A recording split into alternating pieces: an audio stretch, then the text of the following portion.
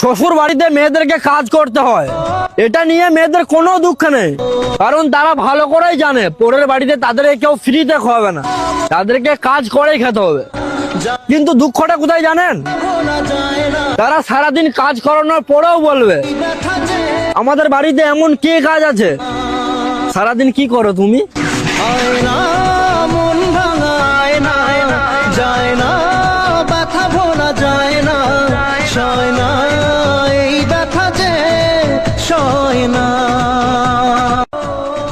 শ্বশুর বাড়িতে মেয়েদেরকে কাজ করতে হয়, এটা নিয়ে মেয়েদের কোনো দুঃখ নেই, কারণ তারা ভালো করেই জানে পরের বাড়িতে তাদেরকে কেউ ফ্রিতে খাওয়াবে না, তাদেরকে কাজ করেই খেতে হবে।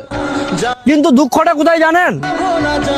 তারা সারাদিন কাজ করানোর পরেও বলবে আমাদের বাড়িতে এমন কি কাজ আছে, সারাদিন কি করো তুমি?